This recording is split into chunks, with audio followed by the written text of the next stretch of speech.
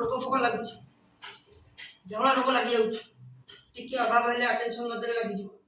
ତେଣୁ କ'ଣ କଲେ ସେଗୁଡ଼ାକୁ ଆମେ ରକ୍ଷା ପାଇବା ଆଉ ଟିକେ ଅଧିକ ଅମଳ ପାଇବା। ସେଥିପାଇଁ ବୈଜ୍ଞାନିକ ମାନେ ଯେଉଁ କୃଷି ବିଜ୍ଞାନୀ ଅଛନ୍ତି ସେମାନେ ପରୀକ୍ଷା କରି ଦେଖିଲେ ଆମର ରୋଗ ପ୍ରତିରୋଧକ ଶକ୍ତି କାହାର ଅଛି। ଭେଜି ବାଇଗଣ ଭେଜିକି ବାଇଗଣ ଯେଉଁ କହୁଛନ୍ତି ତା ଦେହରେ ତ ରୋଗ ଲାଗୁନି, ତାକୁ ଝାଉଁଳା ରୋଗ ଲାଗୁଛି।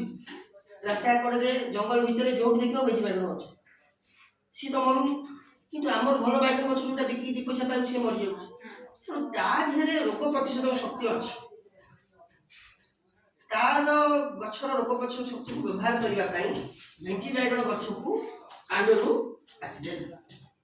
ତା ଦେହରେ ଆଣିକି ହାଇବ୍ରିଡ୍ ବାଇଗଣ ଗଛ ଯେ ଭିଏନ୍ଆର୍ ଆଉ ବାକି କମ୍ପାନୀ ଯାହା ଯାହା ବନାଉଛି ତାର ଆଣିକି ତା ଉପରେ କାଟିକି ସେ ଗଛର ଉପରଟାକୁ କାଟିକି ଏଥିରେ ଲଗେଇ ଦେଇକି ବାନ୍ଧିଦେଲା ପରେ ତାକୁ ତାପମାତ୍ରା ଟେମ୍ପରେଚର ଠିକ୍ ଦରକାର। ବେଶୀ ଖରାପ ମାତ୍ରାରେ ବଞ୍ଚିବନି।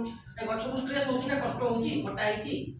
ଟେମ୍ପରେଚର ଠିକ୍, ଜଳୀୟ ବାଷ୍ପ ଠିକ୍, ପାଣି ସ୍ପ୍ରେ ଠିକ୍ ହେଲା, ମେଡିସିନ ଠିକ୍ ଦେଇକି ତାକୁ 25 ଦିନ ଗୋଟେ ଦେଖିଥିବ ଯୋଉ ସବୁଜ ଗୃହ କହୁଛନ୍ତି ତା ଭିତରେ ସେମାନେ କଣ୍ଟ୍ରୋଲ କରି ରଖ।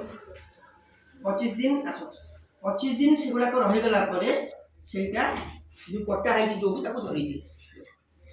2ଟା ଗଛ ଲାଗିଛି, ତଳଟା ଭିଜିରି ବାଇଗଣର ଗଛ, ତଳଟା ଶାଗୁଆ ପାଟଟା, ବୁଝିଲା। ଏଥିରେ କ'ଣ ହେଇଗଲା ଆମର ଆଉ ଡର ନାହିଁ, ଝାଉଁଳା ରୋଗର ଡର ନାହିଁ। ଦ୍ୱିତୀୟ କଥା କ'ଣ ଲାଭ ହବ? ତଳଟା ପେନ୍ ହେଇଗଲା ବାଇଗଣ ଗଛ ନେଇ ହୁଏ ତ